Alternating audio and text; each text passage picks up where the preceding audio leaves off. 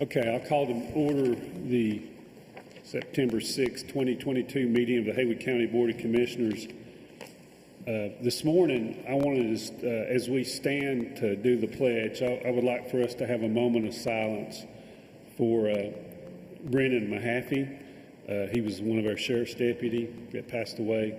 And so if you would, let's stand for a moment of silence for Brennan and his family, and then we'll do the pledge.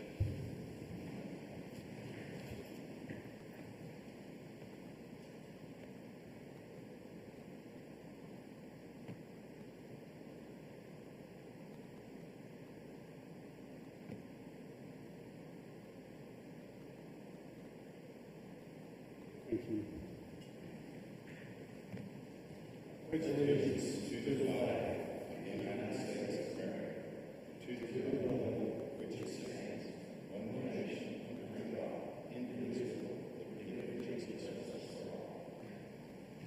Pastor Josh Frazier couldn't be here this morning, so we'll do a moment of silence.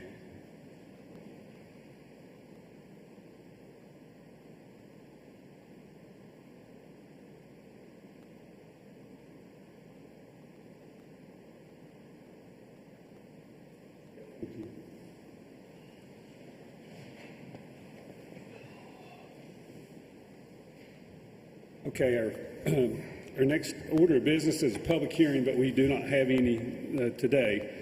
And then after that is our public comment session. No one has signed up to speak. Would anyone like to address the board this morning? Okay, seeing no one, I'll close the public comment session. We'll move on to constituent concerns. Does anyone have any constituent concerns? Make known?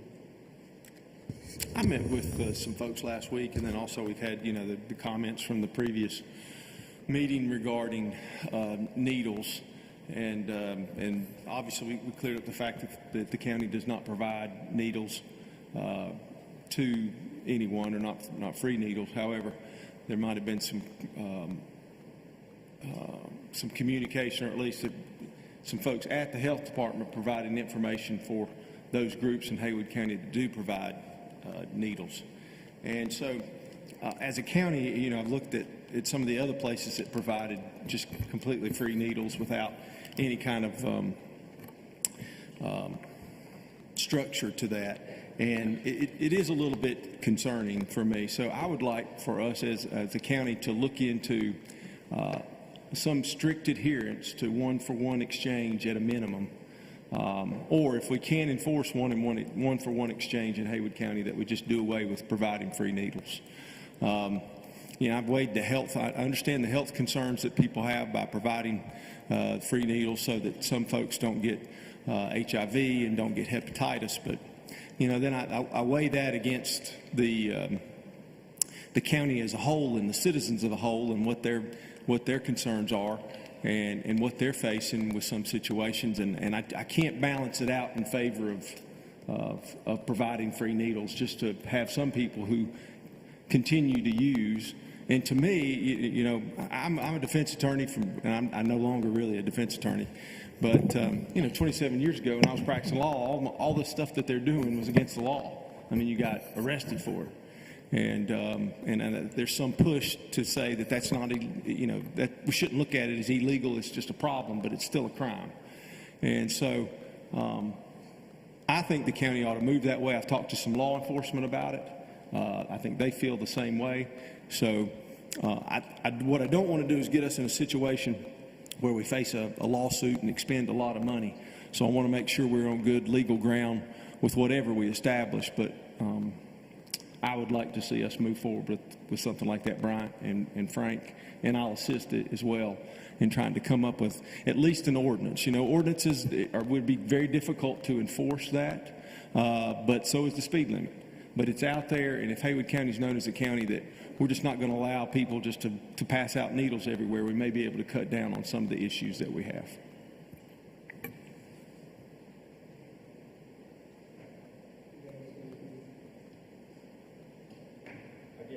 Okay. I did have a few things that I got with Mr. Moorhead and took care of, but just to comment on what Kirk said, I totally agree. The only thing I would say is that probably would be hard to do a one-for-one because we're not actually handing out the free needles. So I don't see how we can enforce another agency or another group to adhere to that. Maybe we can, but I do totally agree with the ordinance part of it. Definitely be in favor of that. You know, to make a stance and make a stand and say, hey, we're a county that don't allow it, and we'd appreciate you not bringing it here. So no problem with me in doing that as well.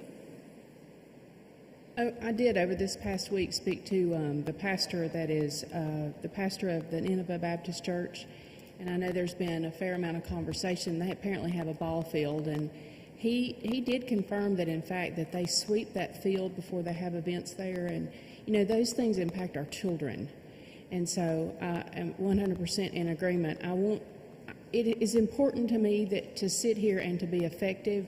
And we are, you know, certainly, I said this several times this week, the face of county government, but we are also the voice of the people, and the people are concerned. And I think when our residents are concerned and the people that live here and pay taxes are concerned, we need to pay attention to that. And I think we're not unique. I think all counties have issues, and drugs continue to be a big issue across the country, but we can only deal with our county, and we need to do everything we can to slow that down and try to make it the best place for our children.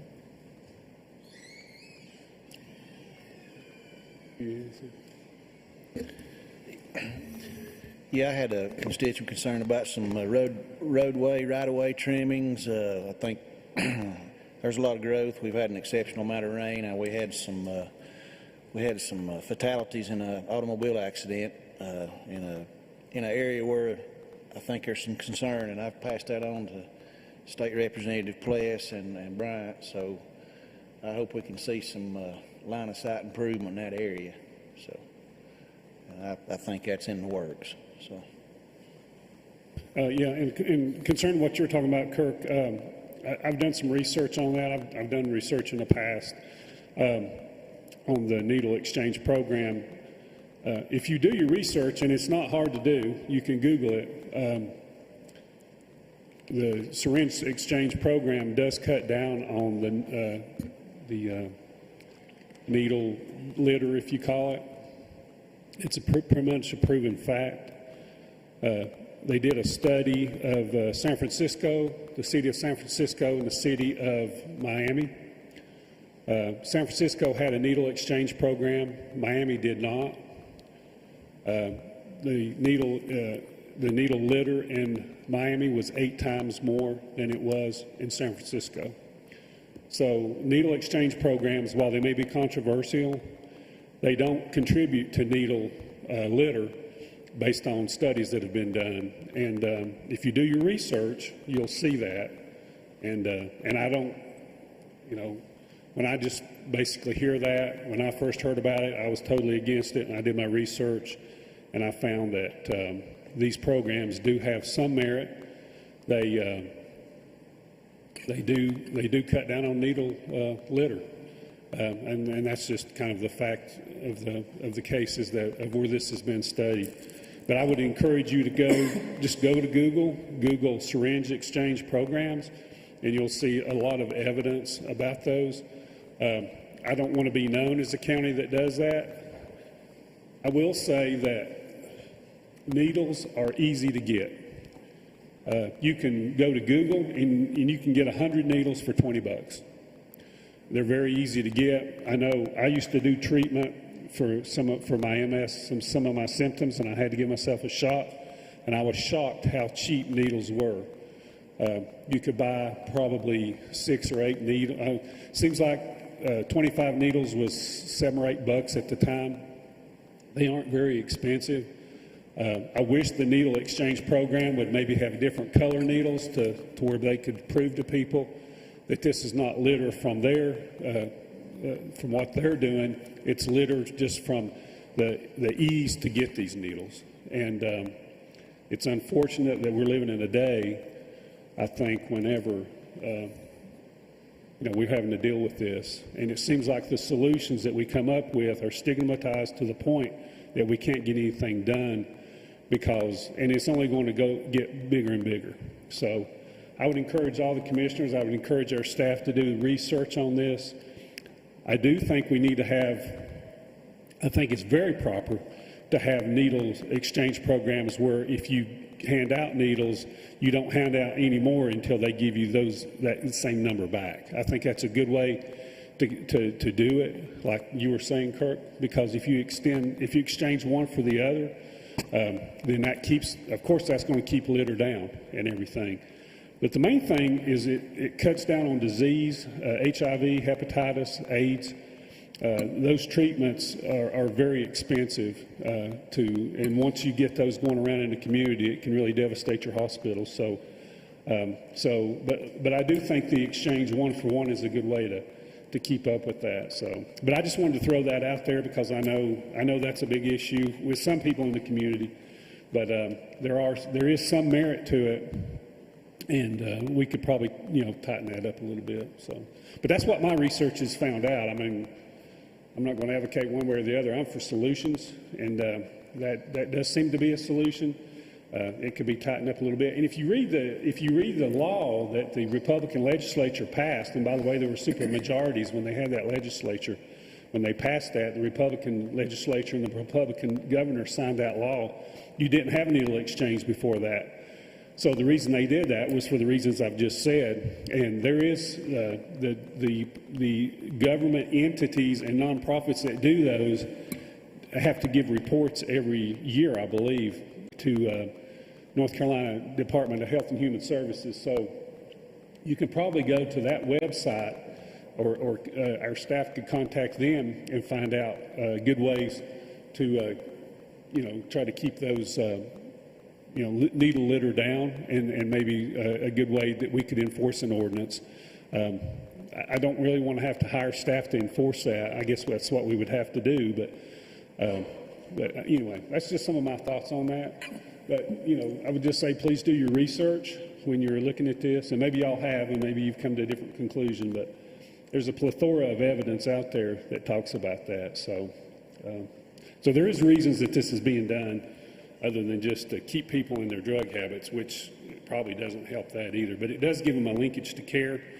I think on the North Carolina Association of County Commissioners website, Bryant sent me something that said that people that are in needle or syringe exchange programs are 5 to 7 times more likely to seek treatment.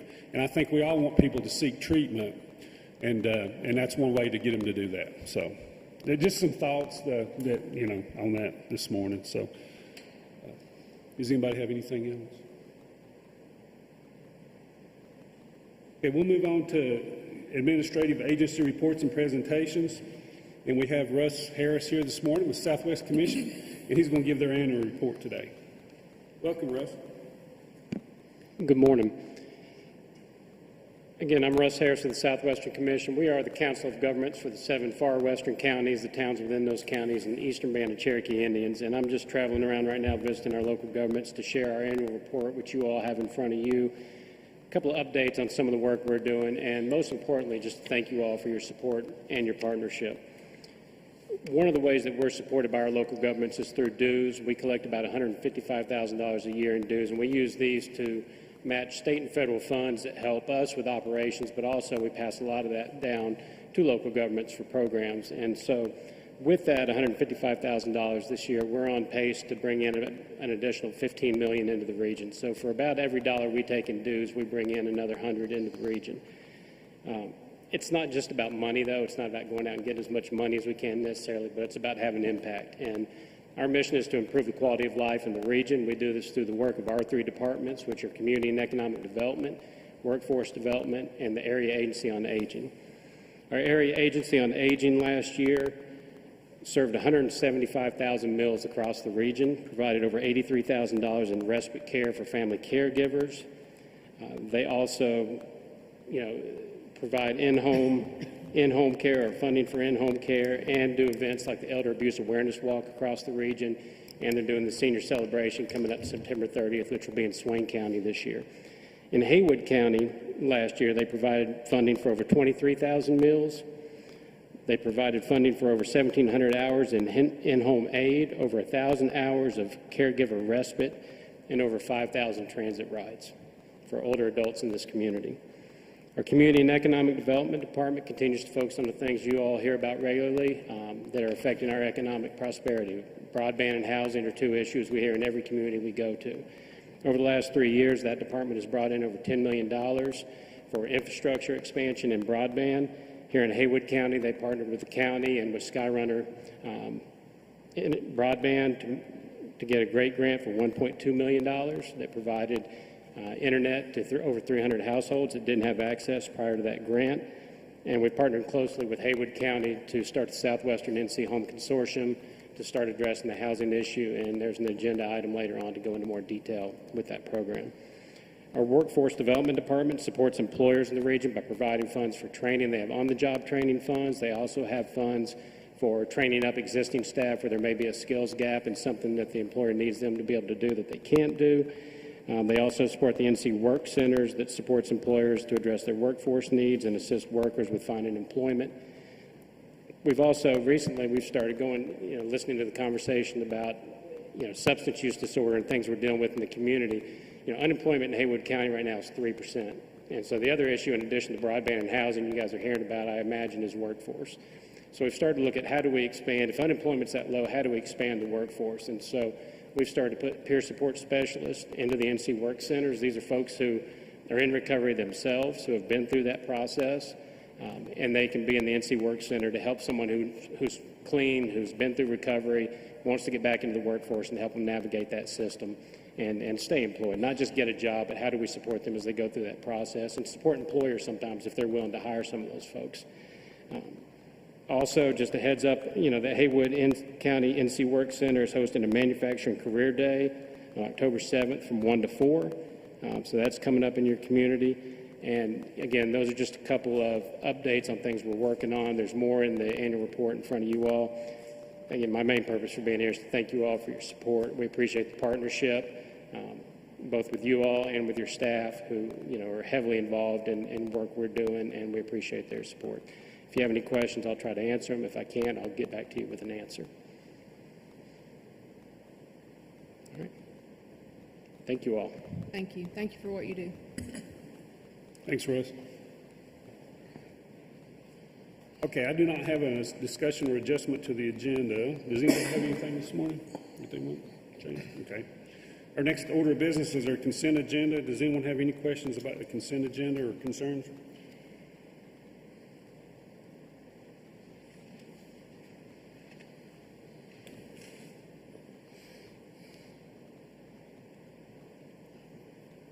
Okay, hearing none, I'll entertain the motion we approve the 3 items in the consent agenda. Kevin, I do have a question about Okay. item number 3. Request approval of the budget amendment for the extension of $6,070 to appropriate deferred revenue from fiscal year 2022 for the 4-H program and the cooperative extension. I know I talked to Bill Yarborough and Sheila Mode, and they're working on that, on trying to bring the 4-H program back. So will that monies just be rolled over for the future? Is that what that is? Right. The source of the funds was fees paid to the 4-H program. They didn't get spent by the end of June, so we roll those funds from FY22 to 23. Okay. Yeah, they're trying, I think they're trying to get that program back up and running. I think Sally Dixon is going to maybe head that up, so.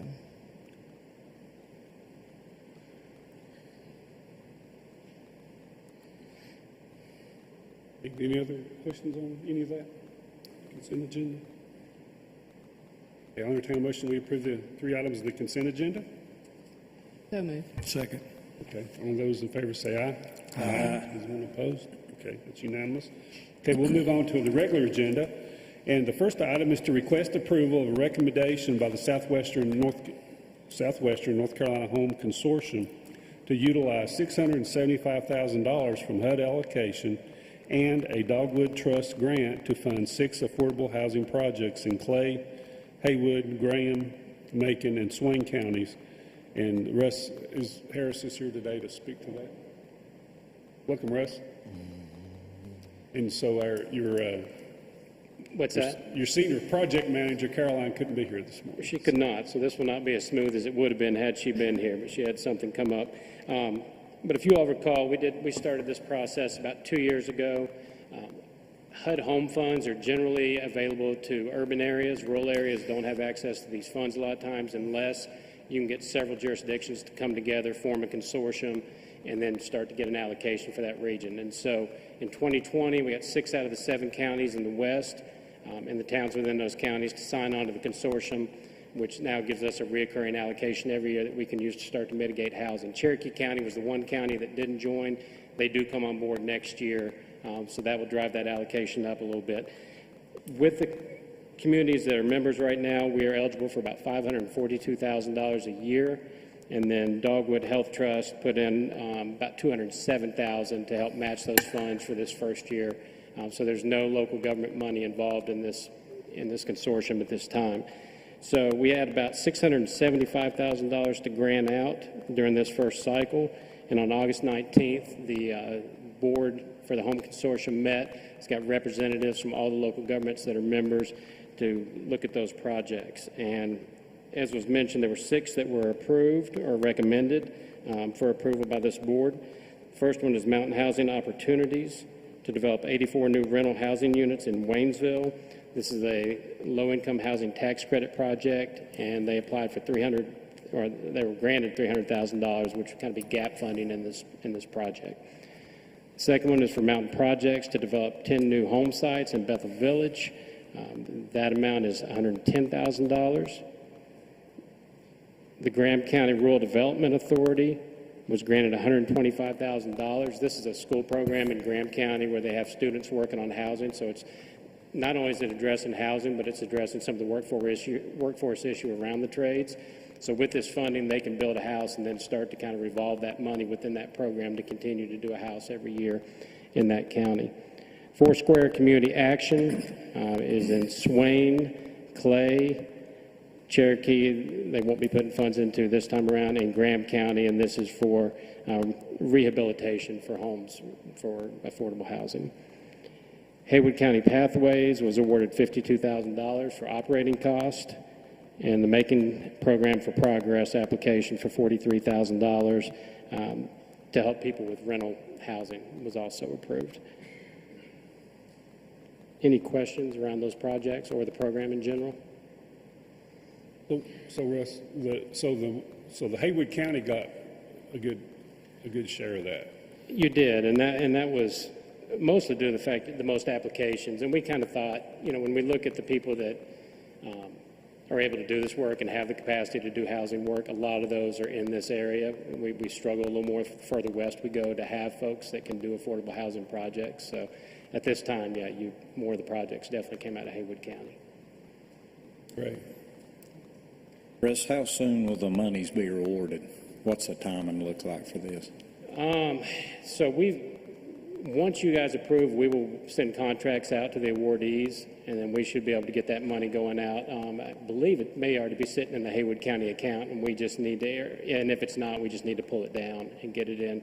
It flows through you all. You are the lead county in this consortium because you had more experience doing federal housing programs than other counties, but it should be able to move pretty quick. Now, it still may take a couple of years to do some of these projects, but we should be able to get the money out pretty quick.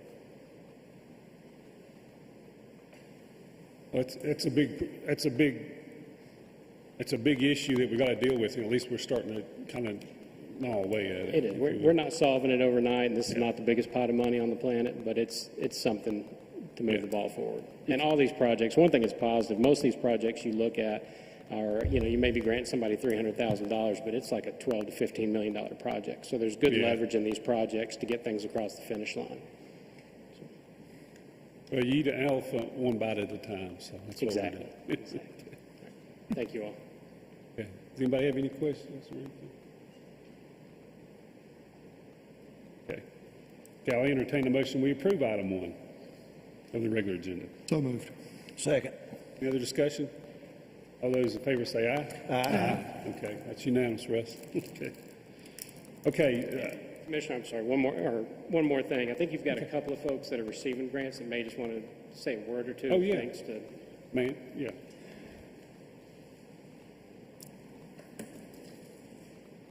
Let us know your name and who you're with.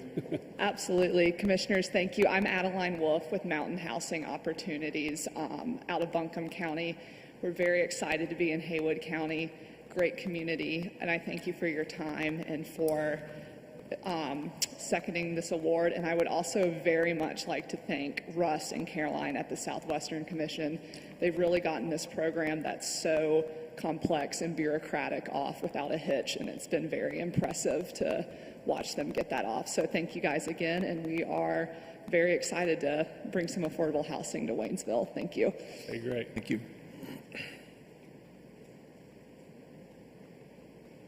Hey, Mandy. I'm Mandy Haycox, Director of Haywood Pathway Center. Thank you guys for including us and for approving that.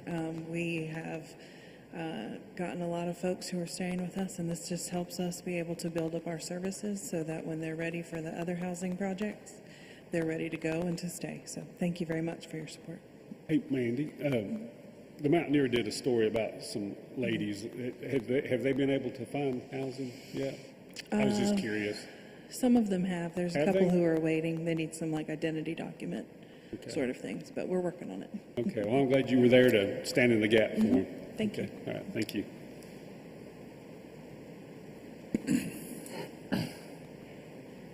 Okay, we'll move on to item 2 of the regular agenda.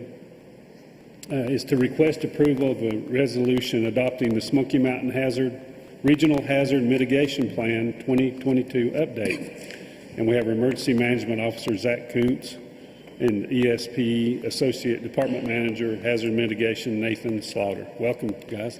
Good morning, Commissioners. Appreciate your time and the opportunity to come present to you the 2022 Smoky Mountain Regional Hazard Mitigation Plan. This is part of a 5-year planning cycle in which Haywood County participated in, with including the counties of Cherokee, Graham, Haywood, Jackson, and Swain. I provided this document to you via an electronic link. It is a pretty healthy document. It has over 700 pages of reading material, but I did also get you an electronic version of a executive summary that's a 1-page document. If you don't have that, I do have a hard copy for you today that I can provide to you.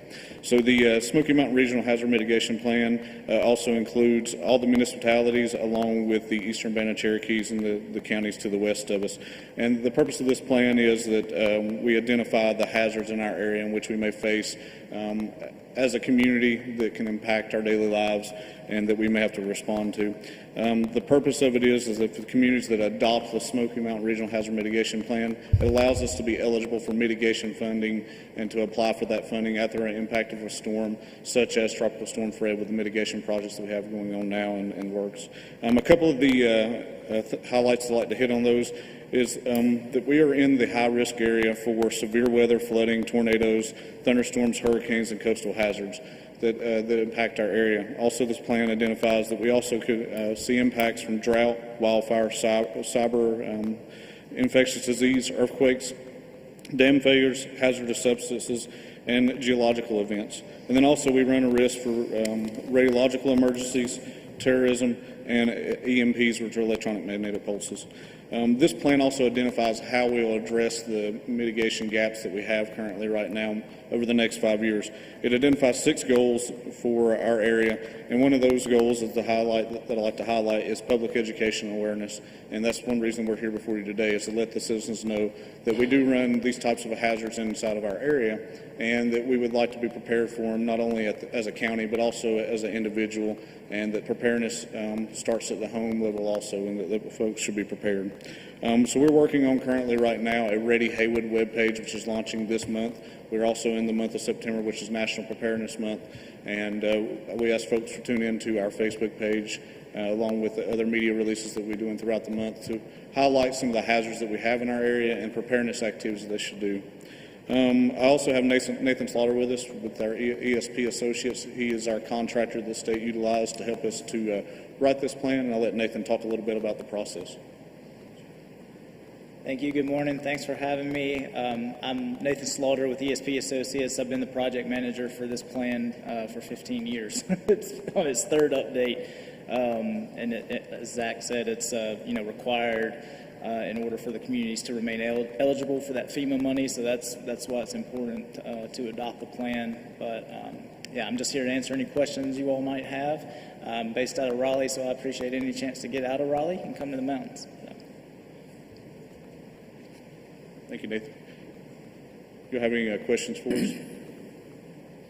Zach, I guess you made a comment there that this plan was to help fill in the gaps during the mitigation process. I just want to be sure that you're comfortable with the plan and it definitely filling in those gaps, because that's a concern of mine as well, being involved during this whole process and learning how it works, and we do have some gaps, and I just want to be sure you feel comfortable with that.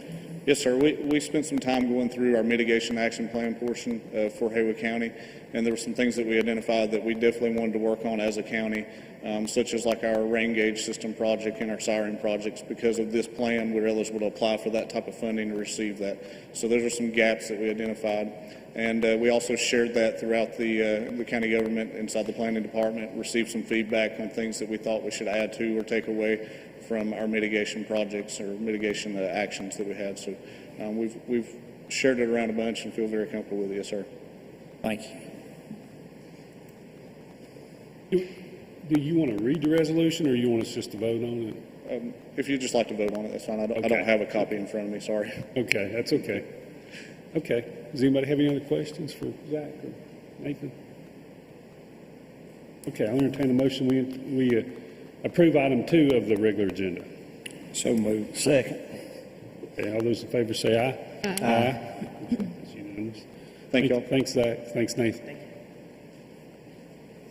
Okay, item 3 of the regular agenda is to request approval of budget amendment for EMS of $19,871 to appropriate fund balance for EMS replacement computers that were budgeted and ordered in fiscal year 2022, but were not received until fiscal year 2023. And so, Brian, I guess you're going to do that one? Thank you, Mr. Chairman. Item is exactly what it said. We ordered computers for EMS last year. They didn't arrive before the end of the fiscal year, so we're appropriating fund balance to pay for them now that they've came in. Anybody got any questions on that?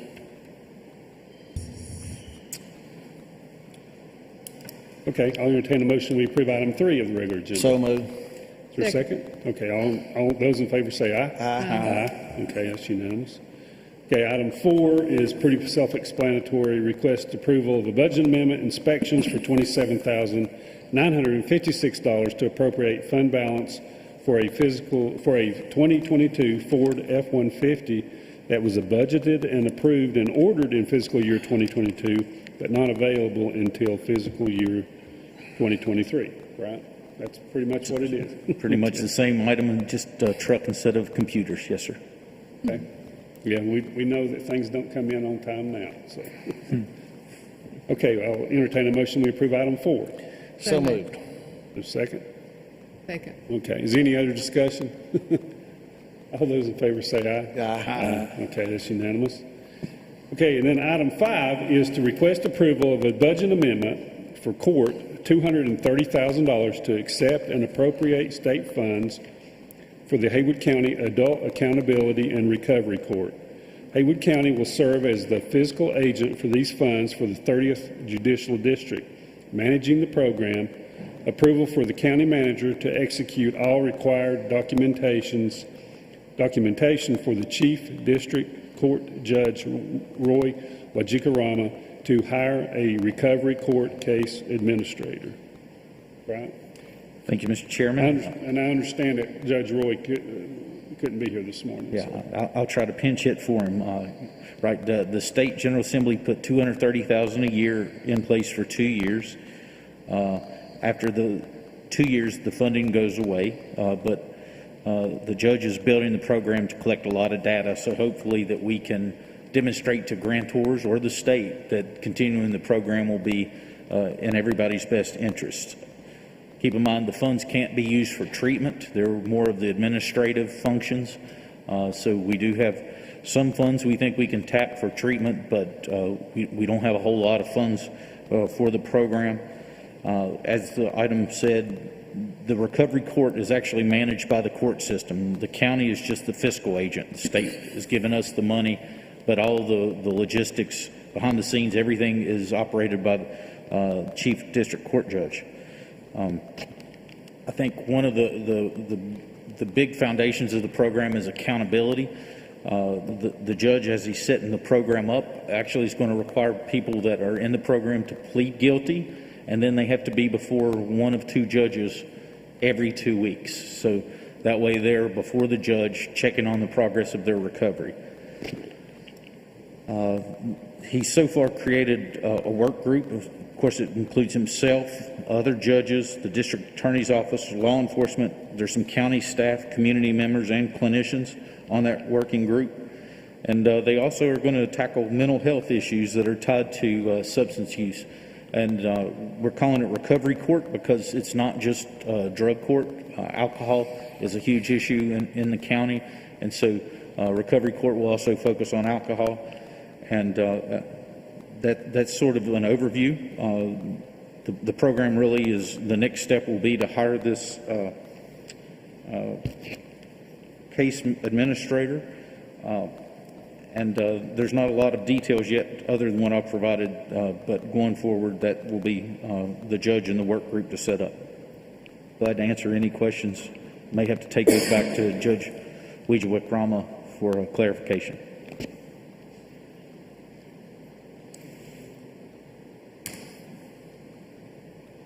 So if I understand, somebody that enters this program, they have to plead guilty as charged. That's my understanding, yes. They plead guilty, then after the completion of the program, the guilty plea, if I'm reading this right, it could be dismissed if they go through the... Correct. That will be up for the judge to decide on how the participant went through the program. But the case, the guilty plea could be dismissed.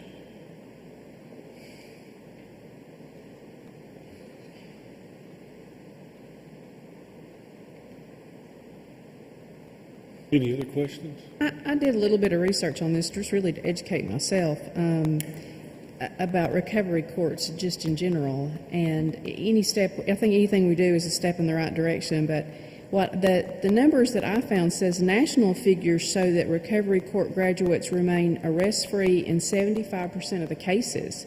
So it really, ideally, will reduce the number of people that are repeat offenders. And that, again, is a step in the right direction. So, I mean, I'm encouraged, at least it's something. I know that we've been involved in a couple of meetings that they've had, where they're talking about this recovery court. And it appears that it's a good thing in the step in the right direction. I guess the only comment that I would have is maybe as this program moves along, maybe we can get reports on a regular basis telling us how the program's going, because I know at the 2-year mark, the state will quit funding this unless we can convince them otherwise. So that's the only concern that I have. I think it's a good move, good step in the right direction, but I'd like to have updates as we move along. Thanks. I would comment more on it, but I've never been to drug recovery court. I mean, I've never had a client do that because we didn't have that when I was doing it, but I'm sure it's a situation where they place someone, instead of you come in, you plead guilty, it's some type of deferred prosecution, or they defer the actual judgment being entered against you as long as you complete this recovery court. And the recovery court is monitored much more closely than it would be if someone's just placed on probation, because they have to come in on a little more often as far as to report their progress. And of course, if they don't complete the progress, then the judgment's entered against them and they're treated just as if they were guilty. So it gives them the opportunity to get better, but also not be burdened with the criminal conviction.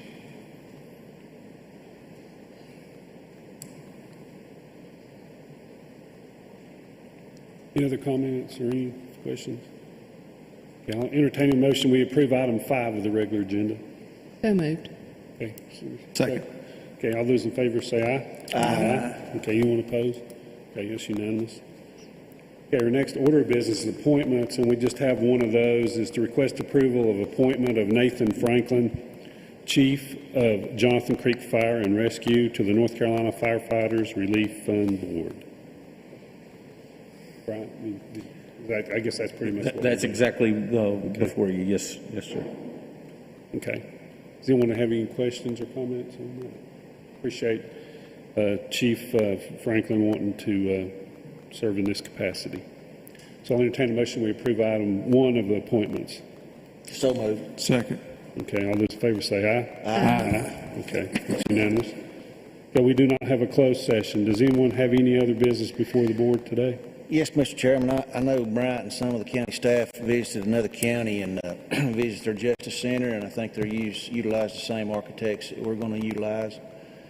And I also believe you toured a Charters of Freedom display. Would you give us a brief overview of that trip that you made? Sure.